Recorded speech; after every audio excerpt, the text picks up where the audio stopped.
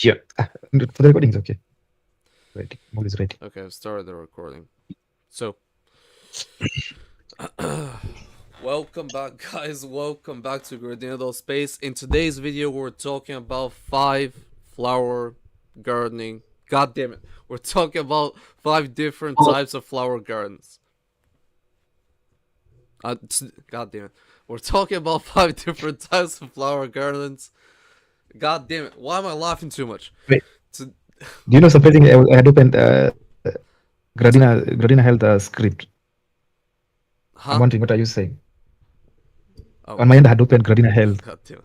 God script. damn it, Dennis. God damn it. Dennis. Hey, yo, this is a mess, you know? Now, let me at The good least thing we are plug in some recording. music. Yeah. Yeah, the good thing we're recording that. That's okay. Jesus Christ. I'm there. Uh, Ludwig I'm type I'm there now. background. I don't know. I don't know why. I thought I was ready with the script. Then I'm boom. Can you imagine how much material we've actually wasted because yesterday was just perfect I and we can't just even. couldn't I capture don't any even of know. it. I was opening stuff, you were saying stuff, we weren't even following the script. It was so ah. It was Anyways, so good. But anyway, let's hope today will be better. yeah. We can start now. Okay. We can continue. So, welcome back, guys. Welcome back to Gardena.space. In today's video, we're talking about 5 different flower gardening styles. I think it's 4. 4 different flower gardening styles which you can implement in your home right now. Today, I'm joined by my lovely co-host Dennis, who's also the social media manager, and we're gonna be talking to you about those gardening styles. Hello, guys. Thank you so much for the welcome. And actually, these are very good topic for me because I've been thinking of what flowers to plant on my garden. Actually, not even on my balcony. Let me say that. And at least today, I'm also going to learn, and I'm also going to share with those guys who have a balcony. Maybe they want to plant some beautiful flowers to attract the bees, to attract the butterflies, and maybe the birds. Yeah, that's why we are here today. Wait, what? Yeah. So basically, that's the whole point of today's episode. You know, it's about charm. It's about having a fresh flower harvest. Harvest? What am I saying? It's about having fresh flowers. Hey, yo, today is a mess. I swear today is a mess. We're gonna finish in 20 minutes. That's why you're reading my part. I'm also reading your part. God damn it. Oh no, you know what? I need Anyway, to calm down a little. Yeah.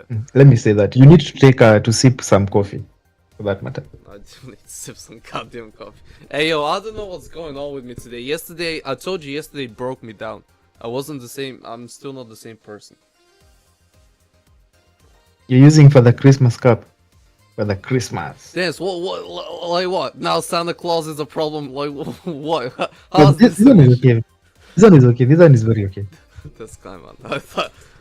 I knew you were gonna say something about the cup again. No, but that one is okay. Actually, Yeah. okay, I have an issue because I've never celebrated Christmas as people do celebrate Christmas. I've heard of that because I've got a guy from Egypt who doesn't celebrate Christmas like the Europeans do. Also in Malaysia, I think they don't celebrate Christmas that much. I think it's mainly a European and an American thing. Also African. I don't know why. I mean, you Africans, guys invented Christianity, so it should be African, but you're just not doing it. I don't know why you're but not doing it. surprisingly, on Christmas Day we don't celebrate Jesus Christ. Anyway, we continue. We go back. Damn, that's too hardcore. I mean, Yeah, we always celebrate the birth of a devil. huh? A guy called yeah. You celebrate the birth On of the devil? Oh hell no! Oh hell no! Then. on Christ, there's no way in the Bible that says Jesus Christ was born on 25th of December. On 25th of December, a very powerful demon was what do you call was established. So what? You're calling Jesus Christ the demon? Yeah, that's No, I'm not saying. I'm saying Jesus Christ was not born on 25th of December. yeah, but how? I swear someone said You can that to even. me. Someone said, Hmm. "Damn, it might be propaganda." So Jesus Christ was Yeah. never born on the 25th, dude. Damn. Let me even go. Let me search here.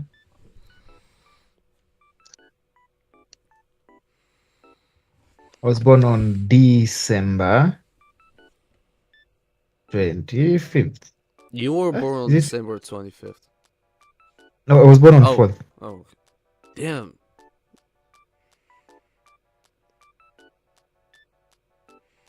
Almost like Jesus, you know.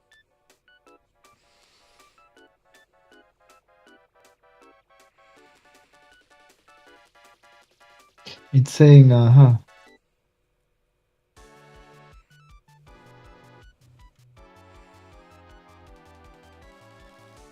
okay. I'll send you the name. I'll send you if I come across the video. I'll send you. Anyways, I guess because I've just grown up with the belief that he was just born on that day and that, or he died on that day. I think he was born on that he was born on that day, and that's what we celebrate or something. Or I don't know. Anyways, back to the back to the video. So Yeah. what were we talking Oh, about? I Yeah, I think I was the one. I was. yeah. Oh yeah. And okay. As I was saying, there's a beauty of having fresh flowers actually sitting in your kitchen, maybe, and Mm. also in your balcony. And for sure, if you plant a few flowers, you'll be able to attract the pollinators for that matter. And that's something that you should think of, because having some bees, we normally believe here in Kenya that when you see some bees, that means they're bringing you luck, or maybe a visitor will come to your place Hey, for it's that the matter. same And in Bulgaria, by the way. God yeah, damn. yeah, that's the same. Actually, me and you guys, You're we're basically brothers and sisters. Bulgarian, yeah. We're basically like, bro. What am I doing with my hands? Anyways, like, so by the end of this video, guys, you're gonna learn exactly what type of garden fits your space, what your goal should be for the type of garden and for the type of space you have, and honestly, what patience level you're gonna need in order to achieve the certain garden you need. But you know, as Dennis said, nobody tells you before you start, and most people just pick a style because it looked nice in a photo on a magazine. Like, goddamn, this one, goddamn it. Okay, I don't have a magazine. Hey, yo, I'm a mess. I'm a mess today. Uh, but instead of picking a photo from a gardening magazine which doesn't even fit your garden or your backyard space that well, you you should just listen to this podcast and basically see what type of garden actually fits your space according to your needs. You know? Yeah, and actually, we have to fix that, because the first tale and our last has a backstory that is almost 300 years older than most people would guess. Yeah, that's sick. Now I'm interested, and I'm talking about it. That's but So we should go. So we should consider the first one is what you call the cottage garden. mm, that's the Yeah, first and type of garden people need to look into. I think Danny, you should talk about that.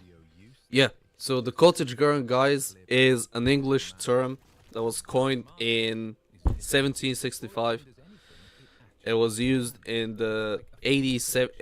What am I even saying? It was used in the English gardens in 1870 in England, and it goes back way back to the Victorian era of the UK. So let me even show some images. God damn. Yeah, this is where I shine. Dennis. Look at this cottage garden. Boom, images. You know, I never even looked into the images. They might be copyrighted. Like, they could just strike the video down at any point. Like, bro, Yeah, I think what do you call it? I'll have to insert the images on the final video. you might need to, yeah, because I don't think what I'm doing is like the best. We can be using some people's images, then they sue us. Yeah, and considering how much money we have, that's gonna be a fun. That's gonna be a fun experience. Like, like, so let me just share quick.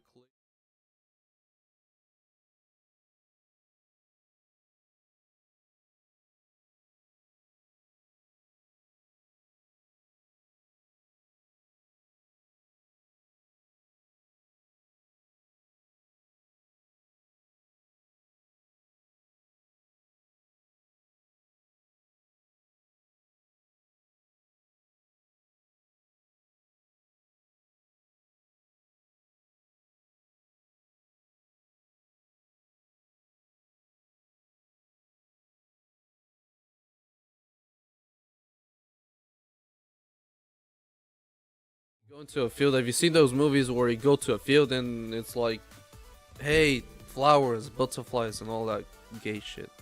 You know, like that's that's the type of Victorian era style garden that this is. It's the Mhm. cottage garden. Yeah, and also you also need to consider that people are tired of having perfect rows and also identical flowers. Mm. So they kind of felt like they need something different instead, and maybe something live. Yeah, exactly. So they wanted something that felt alive instead.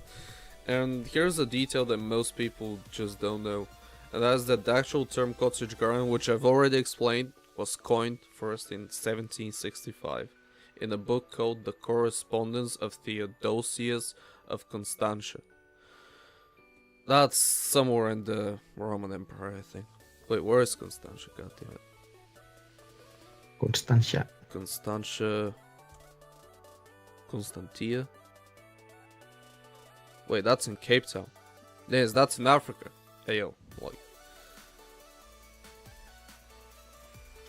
I didn't know anything about it. It's Cape Town, South Africa. Yeah, it says Cape Town, South Africa. What? Theodosius. Theodosius. Constantia. Theodosius of Constantia. Where? Where is that? Like,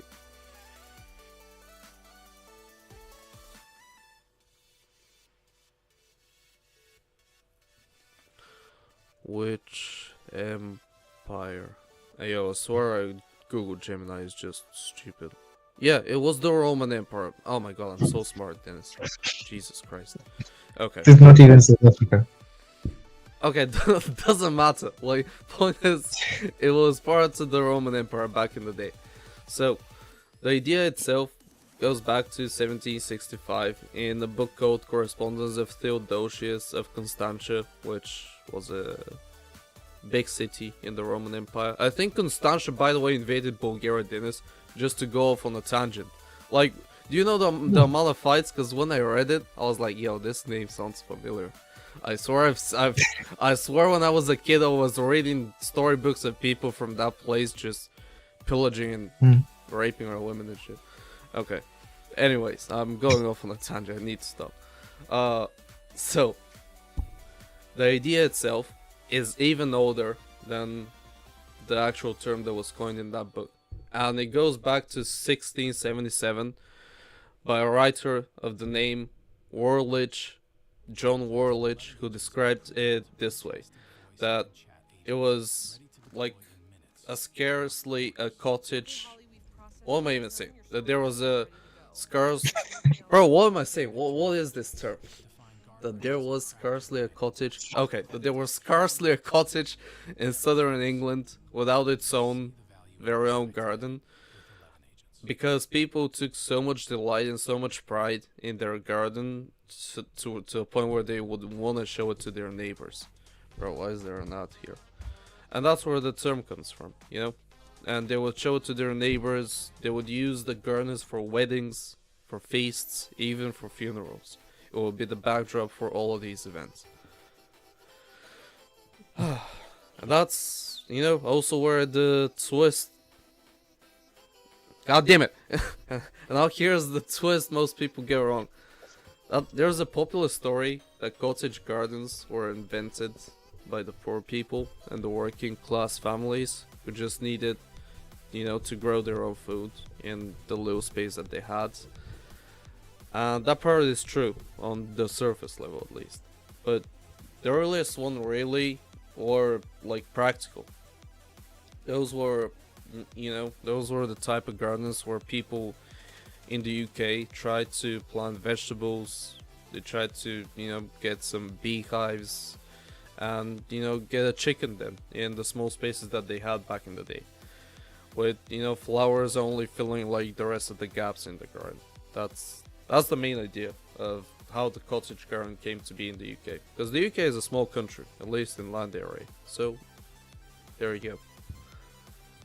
Yeah, but a garden historian, Helen Leach, actually dug into that story, and she found out that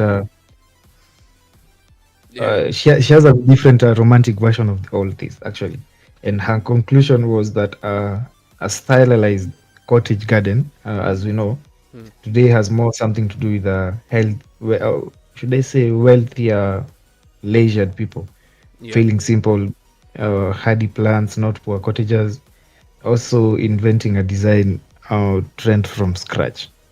Yeah, it basically became a design trend for the rich people in the UK. From back in the day where people would try and, put like small cottage dens and try and grow like chickens and eggs and actual veggies on the small plots of land. Now they're making it as elaborate as you can think of, just to, boast their wealth and stuff.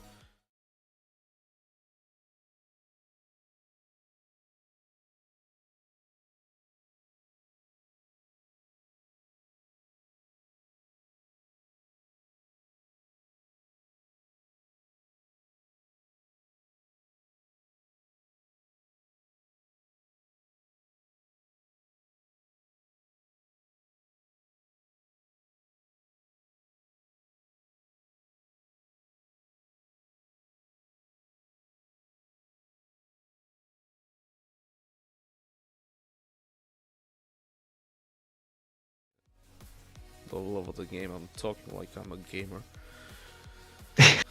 Like, what am I even saying? But anyways, on to point two. Point two, the cutting garden. This is a type of garden that isn't built for looking at from a window or from the car whilst you're going by. You grow it specifically so you can cut the flowers and bring them inside. It's like a temporary garden basically. And that's the entire point, it's a movable garden. Wait, are you saying you okay? Like maybe if for instance, maybe you have some plants outside. So depending on the weather, you take them in and out. That's what you're saying. Yeah, this.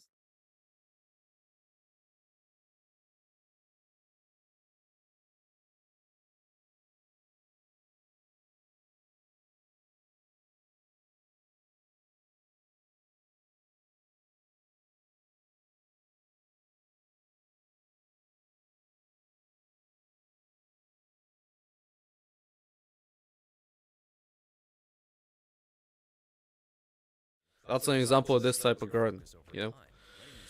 And And yeah, actually, let me cut you short. There's a technical definition for this and what makes the flower good actually. And a true cut flower maybe might need two things. Let me say that. mm, And one of the things is a long, sturdy stem that you can actually work with. And also, the second thing you also need to consider is a good vase life, meaning the flower will stay fresh, and flesh. also once it's been cut, You're hungry, it yeah? will. Now you're hungry. That's it, you're just hungry. Yeah, No, I just feel dehydrated. Let yeah, me take that. yeah, you need some water now. But, the style really took off. Let me continue on. The style really took off in the Victorian era, once again. The Victorian era of England. And yeah, back when the flower ranging became recognized, people saw it as like legitimately a decorative art form, instead of, painting, doing murals and stuff. Like in the Soviet Union, like in Bulgaria. Yo, Dennis, do you realize they do these huge, like, 200-meter long murals and, like, buildings and stuff in Bulgaria? Just to commemorate communism and stuff. Anyways, off tangent. So, instead of doing that, people would be using this flower style and garden style as like a form of, as like an art form, as like a decorative art form. And, something a well raised young woman was expected to learn back in the day, in the Victorian time, was besides painting and literature and stuff, also this type of gardening style. Damn, I'm Actually, talking a lot also, today. yeah, that's good. Actually, that's what I want. Well, yeah, And you should also talk about the United States. I don't know, interest, whatever, Philadelphia. yeah, the What United is States interest in like the 1876, the Centennial Exposition. in Philadelphia. Oh, goddamn, that's a that's a handful of words there. God damn. Uh, so yeah. For me, Uh, okay, okay. Continue. For me, I don't know. I'm not even sure how to say these words. bro, Centennial Exposition in Philadelphia. Continue. it's like an American thing, isn't it? Like, you know. But basically, in 1876, in Philadelphia, there was a centennial exposition, which sparked a whole new wave of nostalgia for this type of style of gardening and anything so-called old-fashioned, which this style is, because it's from the Victorian era. Like, of course, it's old-fashioned. And that's part a huge wave of new gardeners in America who wanted to try this garden and to reminisce in the old nostalgia of this type of gardening. So yeah. Yeah. So actually, there's something fun about this because roses became the centerpiece of the Victorian cuttings garden, largely because one specific rose, because of one single rose. Let me say that, and uh, and something about the cottage garden is about the view. The cutting garden is about what ends up in the vase or on your kitchen table. Hey yo, this So rose this is is sick. Sorry. No, because I was looking into the script. It said John Champagne's pink rose. Bro, that sounds mad when I say it. It says John John, Champagne's pink cluster rose. Damn, this looks okay. Sorry to cut you off. no, I can't see the rose. Yeah, you Oh, can't see it. I'm gonna show it on Discord, so it kind of looks. Anyways, anyways, let me show it to the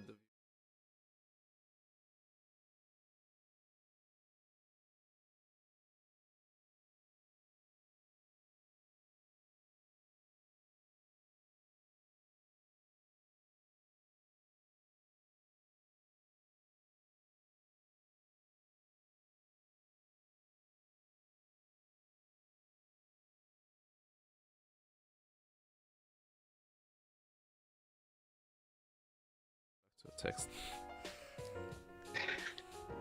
so point number three is the pollinator garden, and that's where you come in because I'm so sure you love bees. I don't know why, Yeah, and butterflies. I I don't know why enjoy you love bees butterflies. and butterflies as well. Yeah, what are you trying to say now? Like, I'm not this guy, man. I swear. Okay. Wait, are you sure you don't love butterflies? Because I don't know why I think you are so obsessed with butterflies. I swear. I swear today, nah, you're just Anyway, pissing me off. Okay, so point number three, the pollinator garden. The pollinator garden. This one exists because of a problem most people don't realize that they have, and it's very serious. Unlike Dennis's goddamn questions about bees and butterflies, goddamn it. Bro. So bees alone pollinate more than 15 billion. Bro, what? Bees alone pollinate more than $15 billion worth of crops every single year just in the United States, according to the USDA.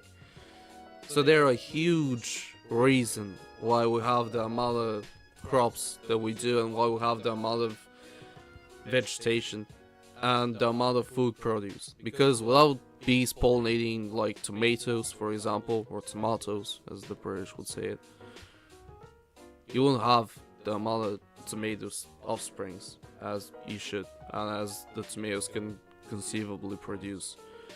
So bees are a huge reason and a huge benefit to someone's garden and nature in general. They're like a keystone species or a species, whichever way you say it. actually, there's something I've heard some few researchers saying that bees pollinate somewhere between 75% to 90% of all flowering plant species, which means like globally, roughly roughly maybe 1 in 3 bites of food you can eat exists because a bee showed up and Pollinated the pollinated crop, the plant yeah, first. and the plants, yeah, Yeah, yeah. and that comes to my question. Like, how do you attract bees maybe in your garden? That's a very good question, Dennis. Basically, you create the so-called pollinator garden. The pollinator garden, let me show an image.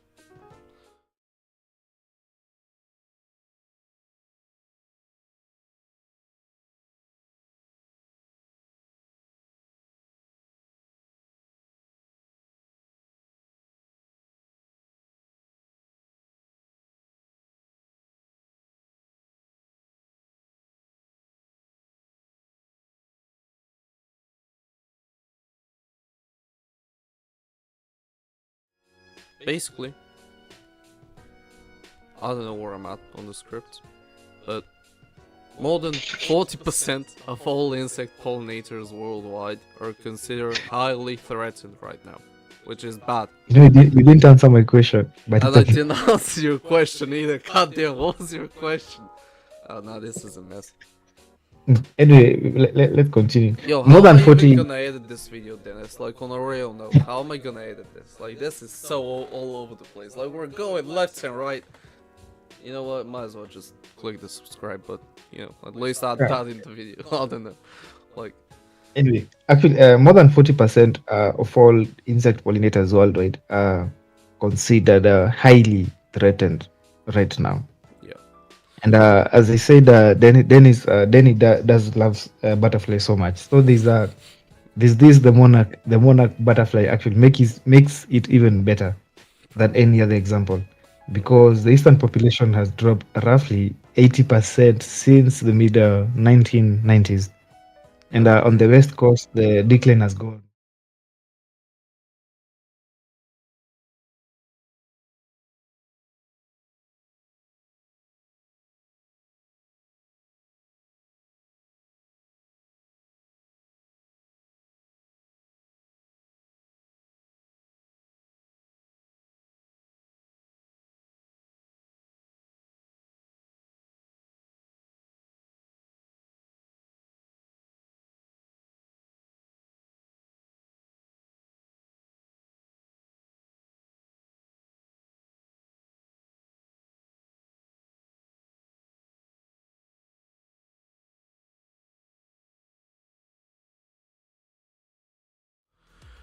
It ties straight back to like the milkweed garden, for example. The only plant a monarch caterpillar will actually eat, and has fallen somewhere in between 68 and 95% in Midwest cropland, depending on which study you look at and you're eating. It's the amount of planting of this specific plant has fallen quite drastically. It's called the milkweed. Let me even search it up. Milkweed. Alright, milkweeds. Hey, yo, this kind of not dense. It means that the liquid from the stem is white, so that's what. Bro, this kind of. I swear.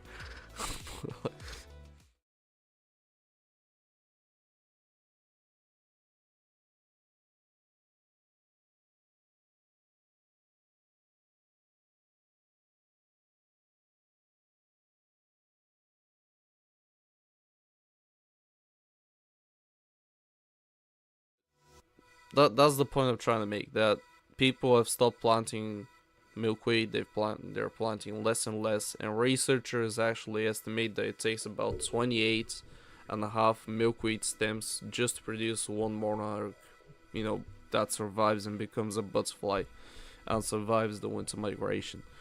So 28 and a half stems for one butterfly to make it through the winter, basically. Now, is that beneficial for people? I don't know. I don't think it is. This type of plant seems kind of gay if you ask me. I don't know. Now, to be fair, Then you know, it's not quite that simple. Dennis, let me finish. One major study of the Illinois University found that milkweed loss alone doesn't fully explain the monarch crash, so other factors are clearly in play as well. But planting for pollinators is still one of the most direct things you can do as a gardener, at home, if you want to actually preserve these pollinators as keystone species. And the advice of horticultural researchers stays pretty consistent on this topic, and that is to choose native plants aiming for a mix where at least 40% of what you plant is actually flowering. And that leaves some bare soil, yeah. It's gonna leave some leaf litter, because lots of those plants' leaves are gonna fall off when winter kicks in. And dead stems, which are gonna stand, instead of clearing everything away. But that's not really a mess. That's just the nesting grounds for other different species, which can go in and keep surviving. So it's a Yeah, garden built for the ecosystem around you. It's not built specifically for you. It's built for nature. It's built to help keep nature thriving, keep nature evolving, and preserve nature as well. But you might be yeah. asking. Oh, God damn, I'm sorry. It's okay. I'm sorry. It's okay. Actually, I wanted to bring into what into my attention that there are also some kind of flowers and maybe kind of plants that we need to plant on the pollinator garden, because Mm, not all plants, bees don't love just any plant. And for that matter, I might mention maybe some of the top flowers and maybe herbs that we should consider. And one of them is the lavender. I don't know, the lavender is one of the few flowers that bees and butterflies are so much attracted to. And we also can consider the cornflower. There's also the thyme and the oregano. That's for oh my those god. are the top those are the top flowers and herbs. I need to And go. there's something you mentioned about the oregano. I don't know. You say it's a herbal medicine. Yep, yep. Such as time as well. I need to go and buy some. So yeah. Yeah. So those are the few pollinators we need to the few pollinators flowers we need to plant Yeah. and maybe think of, And it's also a good and idea because many others. yeah, Mm. because you're planting them, you can make tea from the leaves of those plants if you preserve them correctly, which I'm gonna try and make videos about, and also Mm. launch a brand about that. Anyways, like and subscribe. Uh, but this you can also make herbal tea, medicine tea, which is gonna help with infections, help with getting a cold from specifically thyme. And there's lots of research behind this, but it's also helping preserve keystone species like this butterfly, like bees and other pollinators. So it's helping nature and it's also helping you as well. It's that's the type of garden that this is. But that brings us on to point number 4, and that is the container vertical garden. Now this I'm a bit Oh, exhausted, so can you and explain a it's bit okay. about that? Yeah.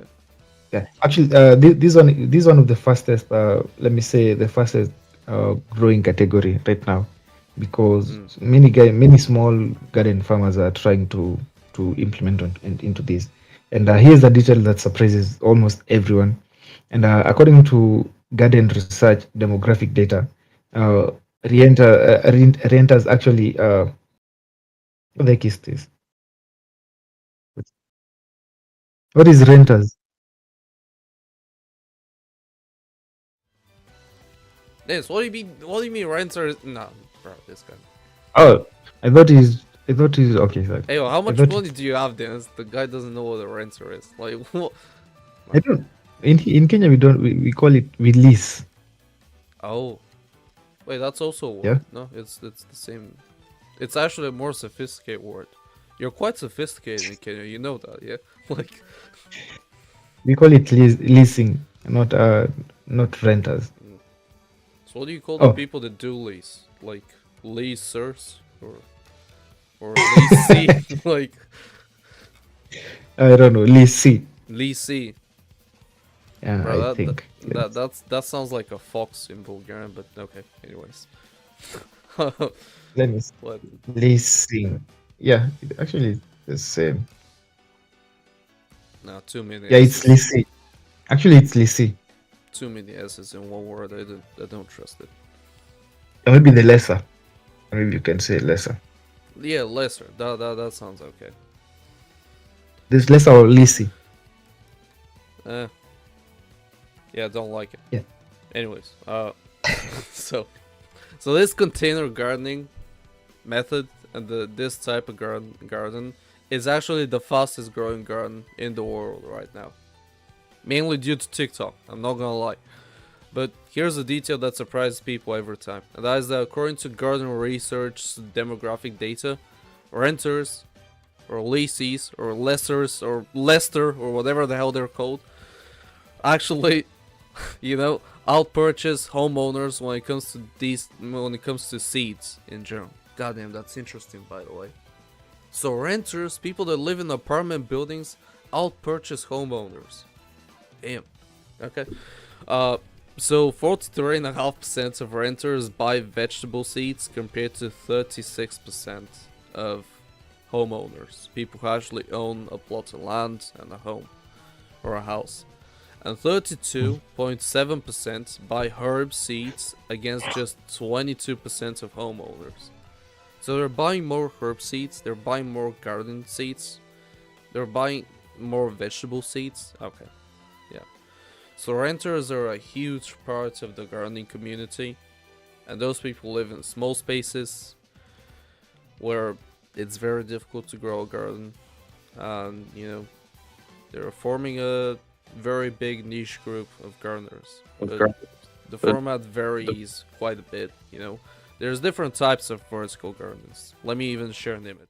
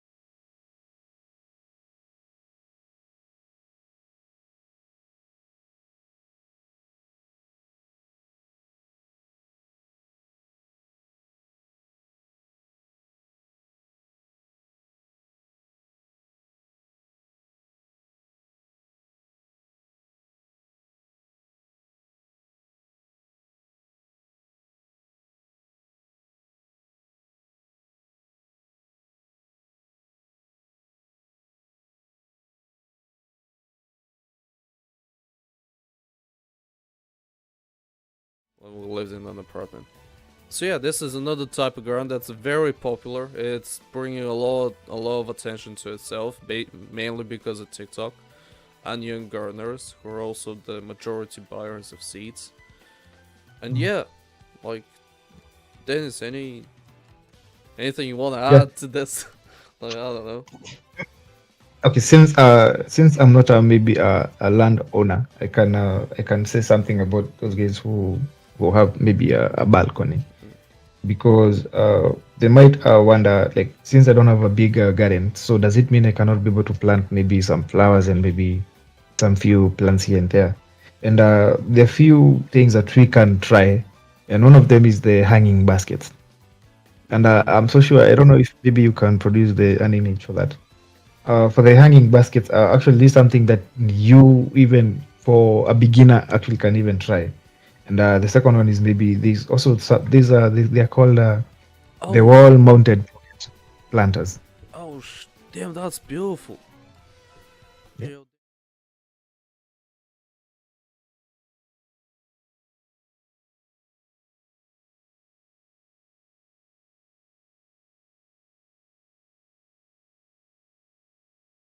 Balcony. It's so simple actually. It can even take maybe like 2 hours or 3 hours at most. I'm definitely gonna try and make one of these. Bro, there's so many projects I want to make. It's like I don't have the time for this.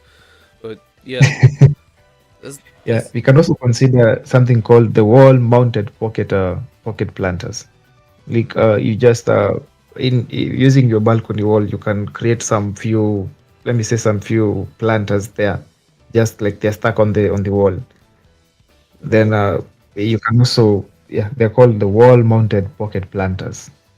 Yeah. Wait, let me show some images of this. This is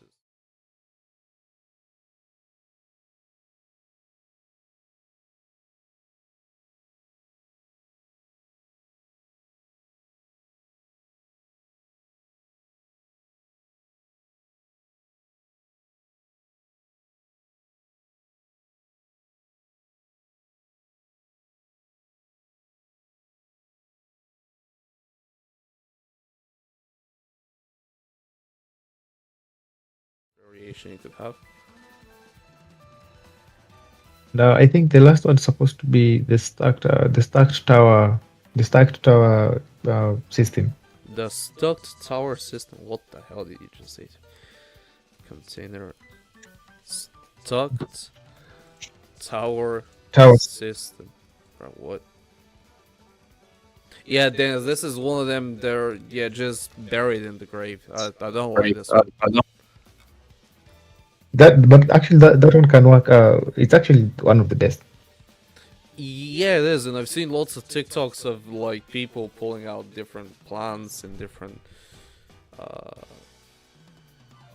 what was I saying? Like growing lettuce in one of those. Yeah, why are you laughing though? why are you smiling? Like, hey yo, It's because you're kind of getting old. Like you're forgetting. Do you have Alzheimer? this guy, man. No, I don't Well, have Alzheimer's, Dennis. Bro, what the how hell? can you say? How can you say what was I saying? Not cause I'm trying to think of the word, Dennis, and like when a plant. God, bro. In a span of seconds, you just forgotten what you. Yo, yo, I'm losing it. I'm losing with this guy. No, okay. You're getting old, my friend. You're getting old. I'm having a birthday in a couple of days, right? Like, this is crazy. You say dirty fast. Yeah, so, yeah, Dennis, I am getting old, but Jesus. Mm. Uh, Are anyways. you inviting ladies to your place? Okay, wait. We finish this one Yo, first. Dennis, what the hell are you saying? This is not. I mean, yeah, Wait. I am, but look. Besides the point. Thank you again, guys, for watching. Thank you for watching this messy ass episode.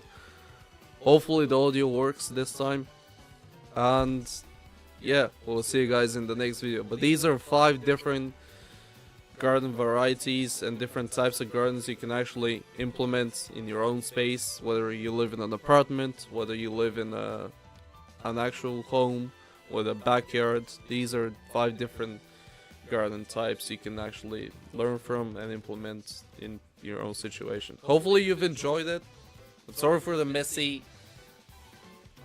mess we created with all these topics. We tried to record this yesterday. It was a mess. But yeah, hopefully you've learned something new, and yeah, we'll see you guys in the next one. Bye bye.